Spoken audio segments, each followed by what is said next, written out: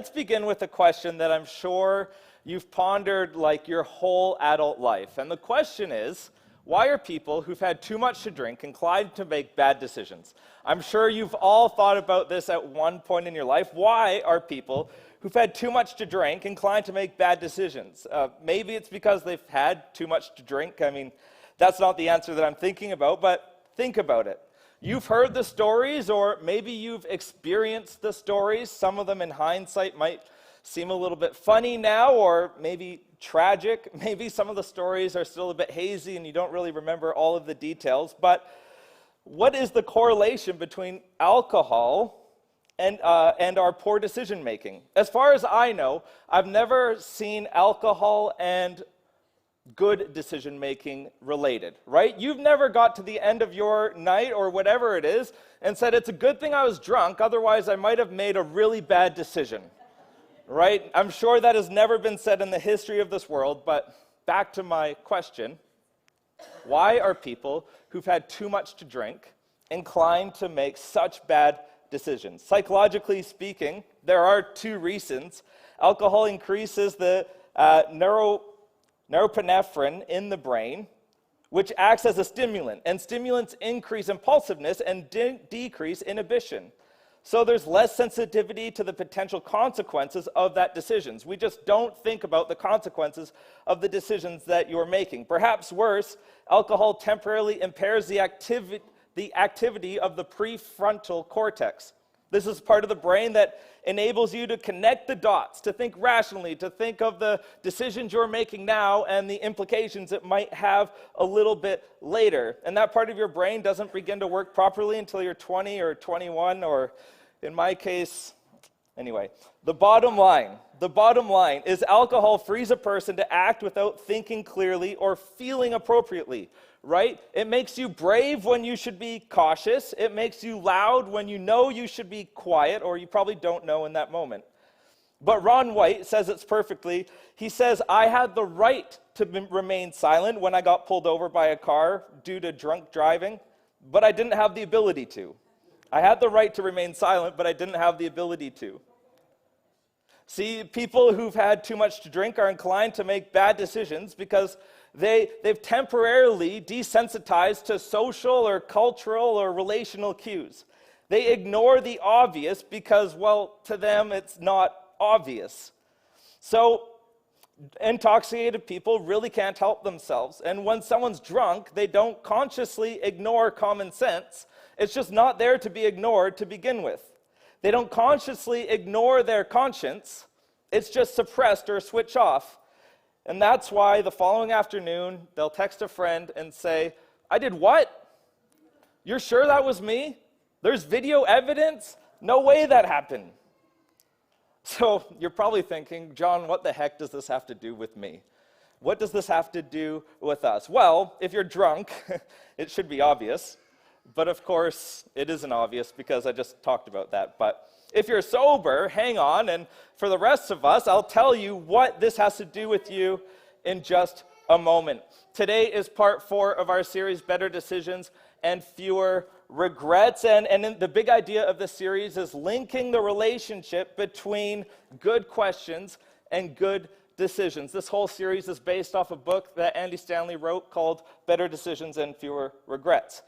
And I'm convinced that if you will just, in this series, if you will ask these 5 questions that we're talking about, answer them honestly with yourself, and then act upon your answer, you will make better decisions in your life, and therefore you will have fewer regrets.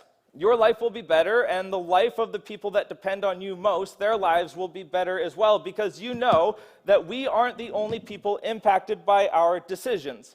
We aren't the only people impacted by our decisions, and we're not the only people impacted by our regrets either.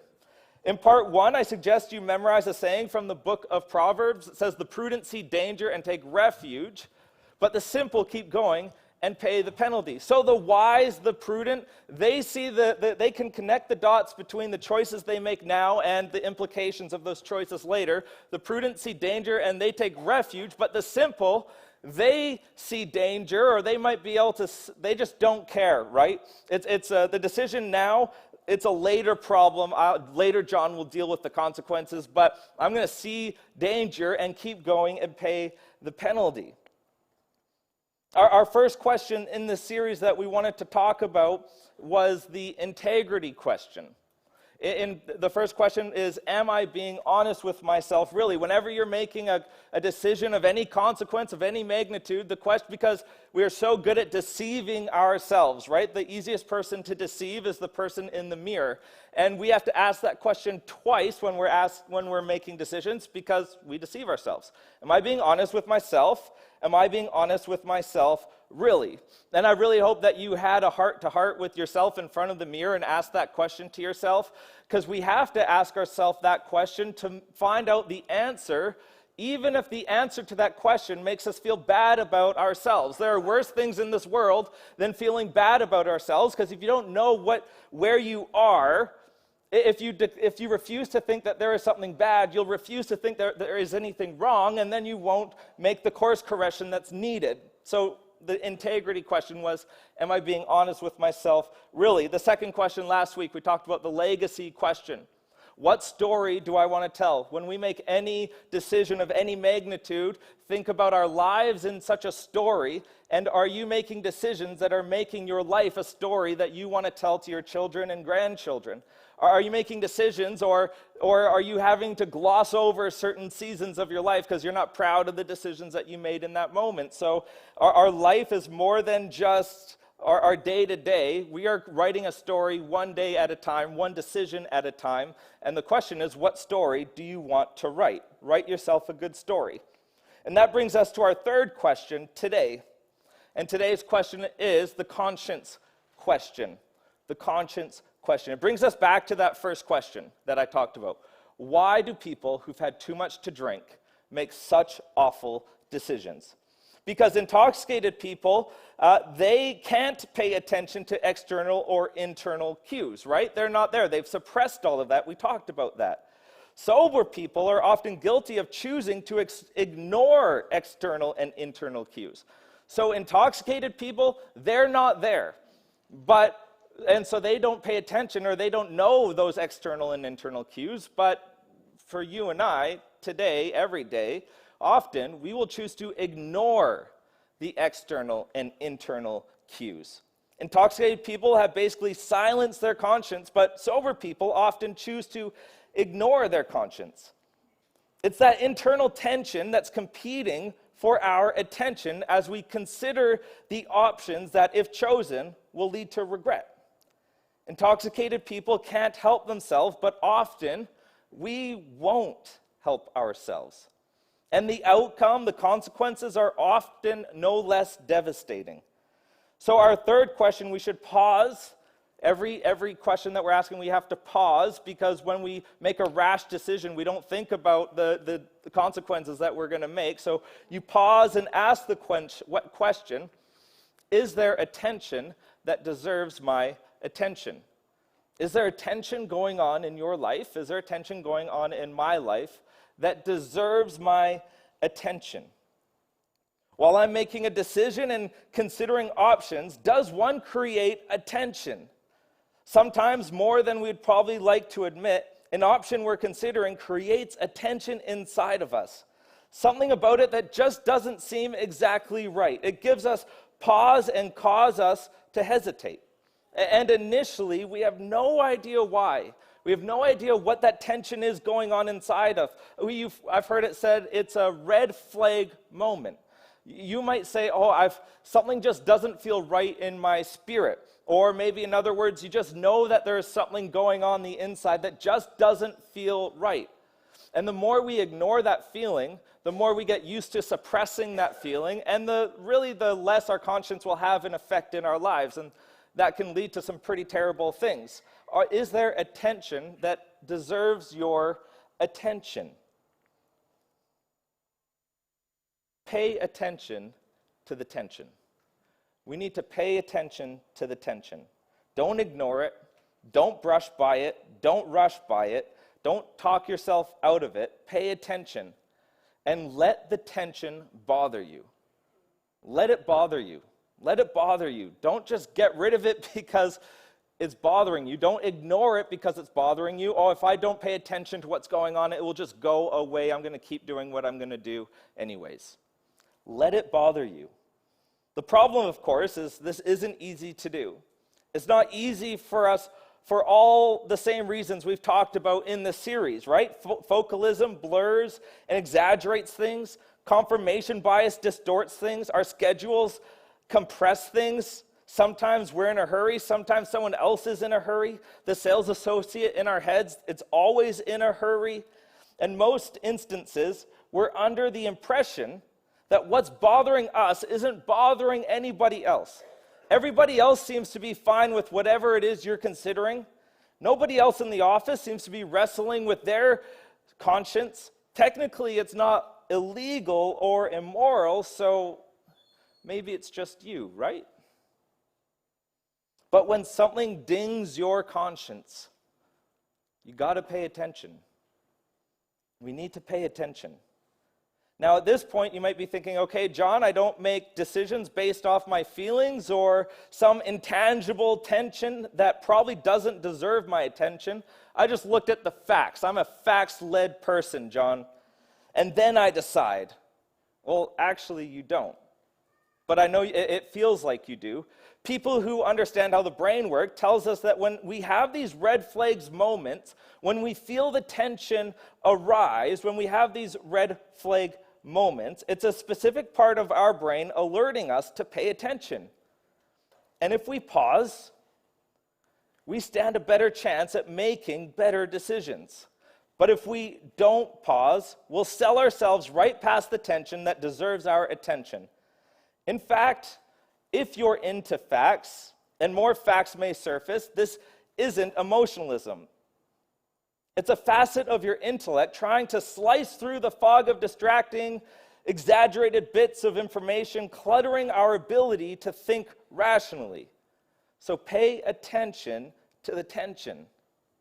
Then there's this. If you're considering something or a plan of action, you've got these options in front of you, and the options seem fine to you, right? You don't have that tension in you, but all of a sudden somebody brings up a question about that option that you're thinking about, and it's often your mom, right? Honey, have you thought about this? That's not really legal in the first place. And then when you had no tension, all of a sudden someone brings it up, and you've got the tension.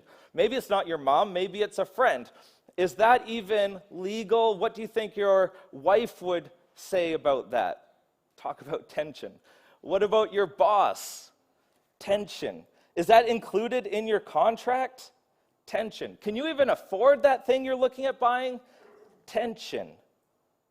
Of course, the problem with someone else bringing an attention to attention is it creates relational tension. We don't like people telling us what to do or how to do it. Look at that person. He can't even raise his kids properly, right? She can't even get her life together. How dare she tell me what to do? We don't like people calling it out because we all have a tendency to dodge the truth by discounting the truth teller.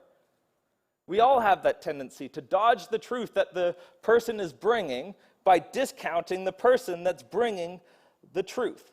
So as you consider option in your life, if there's a hesitation around a particular option, pause and allow, and I don't know how to say this in any other words, allow that tension to rise up and get as big as it possibly can before you make a decision.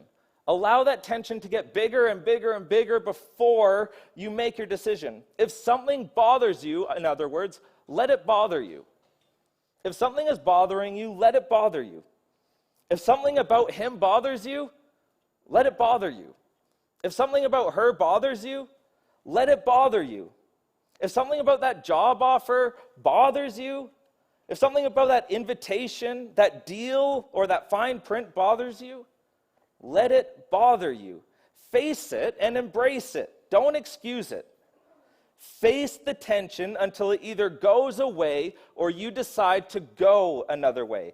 Pay attention to the tension. Pay attention to the tension. If you don't, well, we're going to get to that in a minute. There's a fascinating narrative from the life of King David, Israel's second king, that illustrates the importance of paying attention to a seemingly irrational, and in this case, inconvenient tension. As you probably know, David steps onto the pages of our history as a shepherd boy. During that season of his life, a prophet showed up in his house and said that you will be the next king, that you are going to be king. That God had chosen David to be the next king of Israel. The problem was, Israel already had a king, and his name was King Saul. But Saul wasn't doing a very job at being king, so God decided to replace him, but not quite yet. As time goes by, and young David has his legendary encounter with the Philistine giant Goliath, David immediately becomes a household name throughout the kingdom of Israel and throughout the territory controlled by the Philistines as well. It didn't take long before his popularity exceeded good old King Saul's, and Saul, due to jealousy, being a king, did not like this. And so he gathered an army of 3,000 soldiers to get rid of said David, to get rid of this threat to his throne. But by this time, David, he's already a hero, he's already a legend, and he's a household name. By the time he left Saul's service, David had a reputation as a warrior, but also a leader.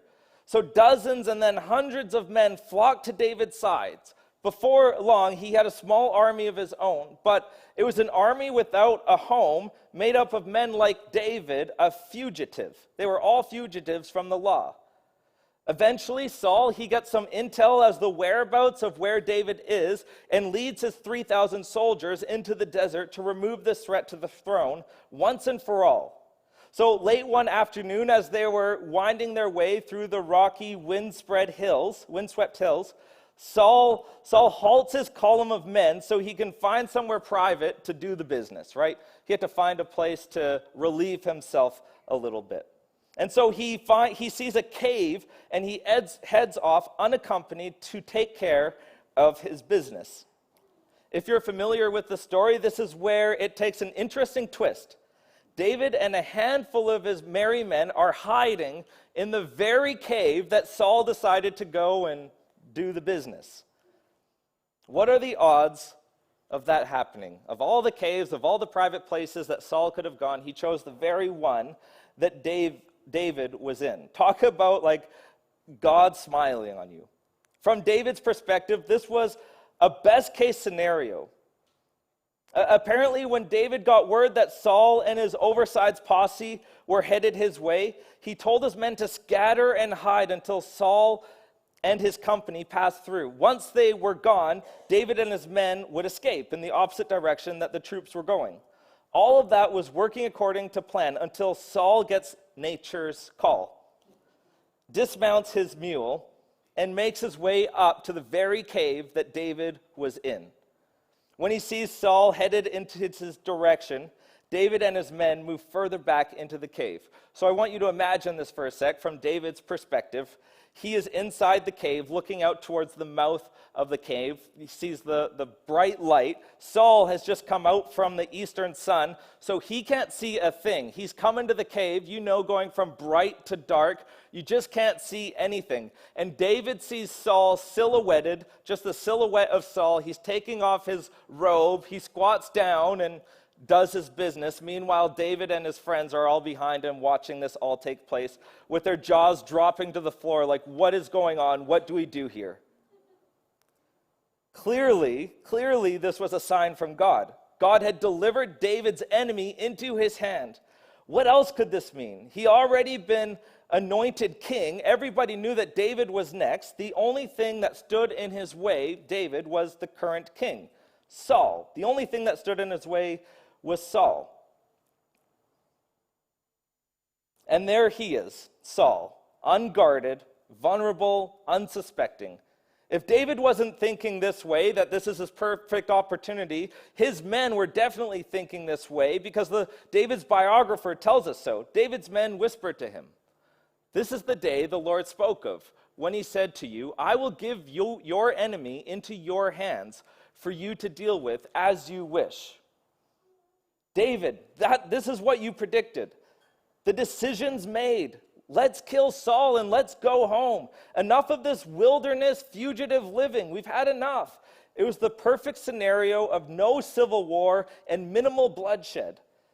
They were suggesting, come on, David, just do it. Just kill Saul before he kills you. Besides, what other options were there? Otherwise, they would probably remain outlaws. They'd probably remain fugitives for the rest of their lives. This needed to end, and this was the perfect God-ordained time to end it. You can imagine the emotion in that cave after all of this is taking place in front of them. The adrenaline. They can see their future clearly ahead of them, that they're no longer going to be fugitives. They're no longer going to have to be running from Saul, running for their lives. It's like, I don't know if you've seen Jerry Maguire, but he stands up and leaves the job, and is anyone coming with me? And only one comes. That's not in my notes, but that's just what it makes me think about. They're like, this is going to change everything. We're going to have security. We're not going to be outcasts. We can talk to our families again. We don't have to look over our shoulder all the time. This is the perfect opportunity. But David felt something. David felt something, a tension. There was a tension. And David felt a hesitation. Something wasn't exactly right about this perfect scenario that was in front of him, that he was being pressured to take this option. He wasn't sure what it was, but the hesitation didn't make any sense. Didn't make any sense to him in this moment, so he decided to act. He drew his dagger and crept up behind Saul with every intention of slitting his throat while he was squatting down. If David is successful, the world as he and his men knew it would change immediately. But as he gets closer, that tension gets bigger, it gets bigger and bigger and bigger.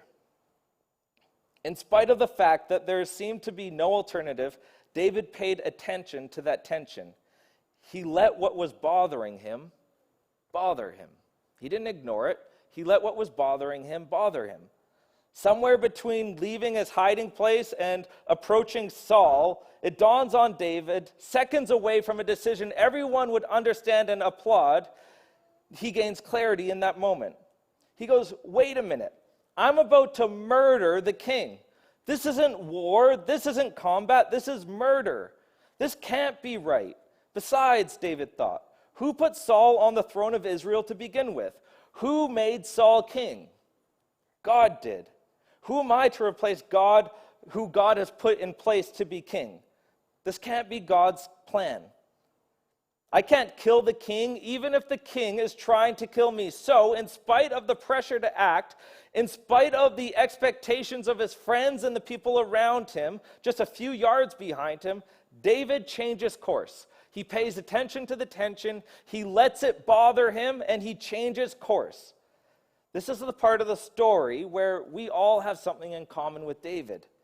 He didn't know what the outcome of killing Saul would be. He didn't know in that moment that he was going to become king right away.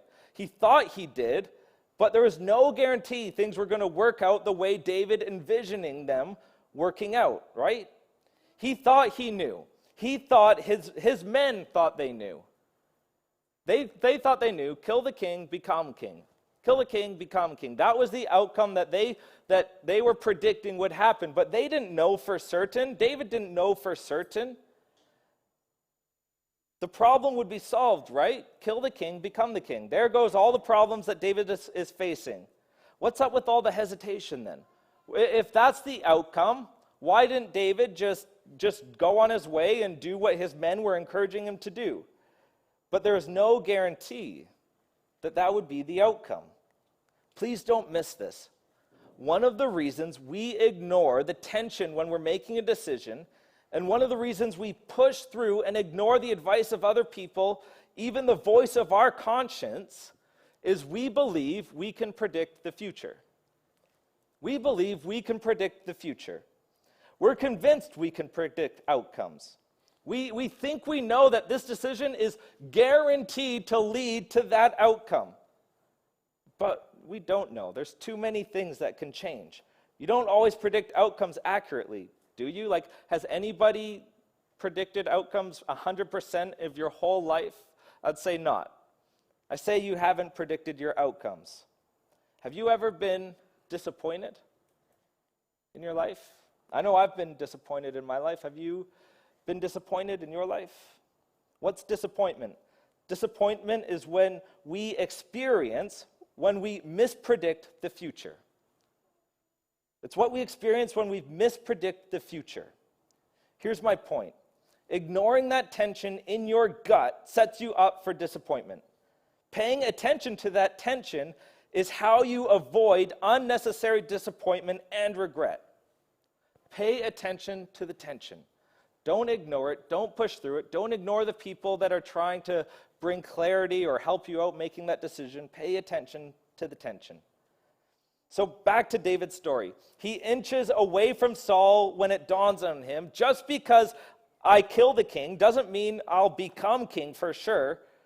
But one thing is certain, I'll be the man who killed the king. If I kill the king right now, the only certainty is I'll be the man who killed the king. That will be my story for the rest of my life. That will be my legacy. That will be the story I'll have to tell my children and my grandchildren. Grandpa, tell us one more time how you became king, how you snuck up behind a king who was doing his business and you'd killed him right then and there, and that's how you became king? I mean, that's not a story that David wanted to tell to his grandchildren or his children. That's not a story that David wanted to be told about him. He wanted to be the hero of the story, just like he was the hero of the story with Goliath. He could either choose to be the villain or the hero. He could make a decision to gloss over parts of his story when he's sharing it, or to be proud of every decision he made within his story. But killing a king while he was doing the business, that's not the story that David wanted to tell. The author tells us that David was conscience-stricken. He was conscience-stricken. This is how we know David was paying attention to the tension. Somehow, some way, he paid attention to his conscience and does something very few people have self-control to be able to do. David changes course midstream. Changes often when we get an idea in our head, it's very hard to pay attention to the tension when we're going towards acting on that option. And David, he has the self-control to let that tension, let that thing that's bothering him bother him, and change course midstream. So instead of murdering Saul, David cut off a corner of Saul's discarded robe and made his way to his men back to the cave. And his men are in absolute shock. Like, this is our opportunity, David. What are you doing? Don't just cut a piece of his robe. Like, cut Saul, David. Come on, this is our chance. The expression on their face said it all. David had some explaining to do to his men, the men that he was responsible for.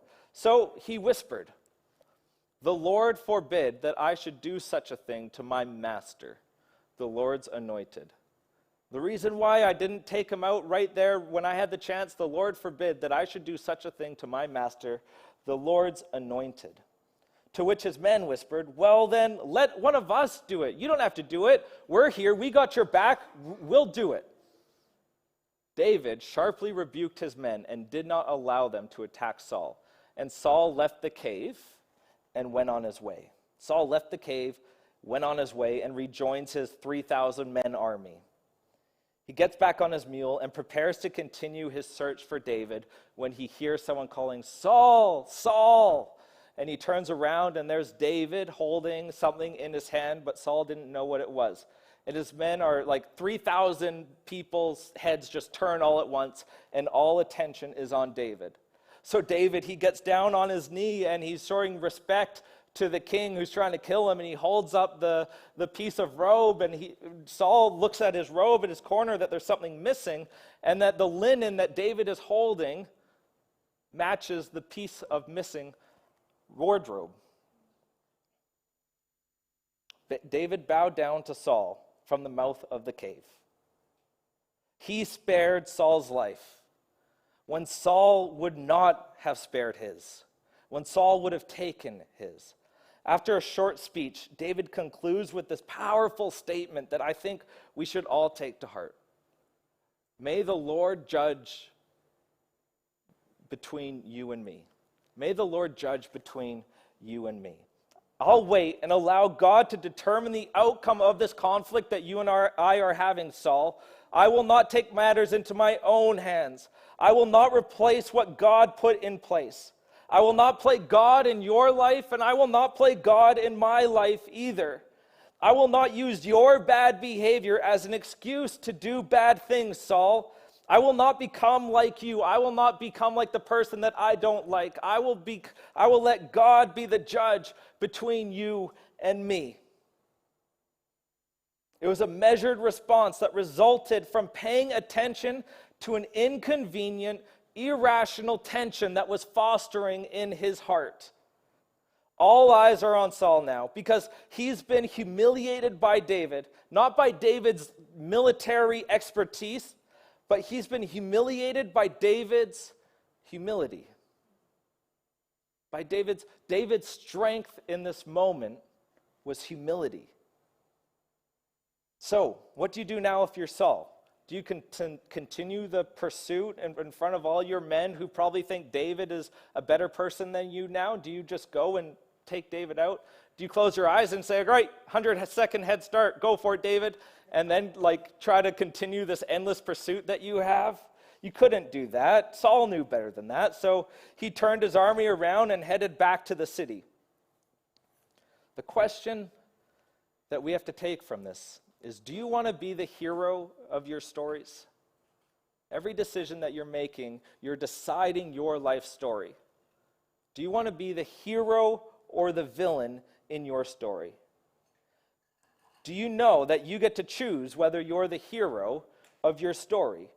Do you want to write a story you're proud to tell your children and grandchildren? I know I do. We need to pay attention to the tension. You need to pay attention to the tension. Saul and his army are embroiled in battle with the Philistines. Months later, when a random Philistine archer stationed just behind the infantry launches an arrow randomly into the sky, and it randomly went among the Israelite army and hit Saul in a piece of his armor that wasn't covered anymore, and it mortally wounded him. He doesn't want to die by the hands of his enemies, so Saul falls on his own sword. When word reaches the city, the citizens proclaim David straightaway to be king. Straightaway to be king. He becomes the king without murdering the king. Maybe David thought to himself, well, if somebody told me that this is how it's going to work out, that cave scenario would have been a lot easier. It would have been a lot easier to convince my men if this was, God, if you would have shown up and said, David, in 7 chapters in the Bible, this is going to happen, right? It would have made that moment so much easier. But obviously, that's not how life works. That's not how life works. That's why we have to pay attention to the tension. That's why we dare not take matters into our own hand. That's why we dare not to trust our ability to predict the future, to think that we know certain of the outcomes that are going to come from our decisions. That's why whenever you're making a decision of any consequence, pause and ask yourself, is there a tension that deserves my attention? Is there a tension that deserves my attention? Here's what I know. That you are in the place of a decision that has to do somewhere in between the lines of killing a king and do I cheat on my maths test? Those two sort of sides of the pendulum. And you might not know what that tension is that you're wrestling with. You just can't put your finger on. I know that I've got a red flag moment in my heart, in my spirit, in my conscience, but I don't know what it is. I don't know what it is. Well, don't brush by that feeling. If you've got that feeling of a tension arising, don't just brush by it. Don't ignore it. Let it bother you. Let it get as big as it can before you make that decision. Because if you want to have better decisions in your life and fewer regrets, you have to pay attention to the tension. Don't file down your inner conscience. Don't ignore it. That's a very dangerous thing to do. When you get in the habit of ignoring the thing that's trying to fight against the sales associate in your head that wants you to make a fast decision and just just give you whatever you want in that moment. The more you ignore that tension, the more power you're giving to that sales associate, and the less self-control you're going to have in your life. Be like David. Pay attention to the tension. Let it bother you. Don't think that you can predict the future, because as much as we think we can't predict the future. Pay attention to the tension. Every time you're considering an option, stop and ask yourself, is there a tension that deserves my attention? If so, pay attention to the tension like David. Let it get bigger. Let it bother you. God, our conscience, your voice, your spirit, it's a powerful thing in our life, and we want to just continue to grow and being obedient to what that is trying to nudge us in. God, give us the ability and the confidence and the self-control and the awareness to be able to pay attention to whatever is going on. God, if there are things that are in our lives right now that we've suppressed, that we've ignored, that we've chosen not to act upon, pray that those things would come back to the surface. That we'd let it bother us and we'd be able to put our finger on exactly what that is and then act upon that outcome and that decision. So we thank you for this time in Jesus' name. Amen.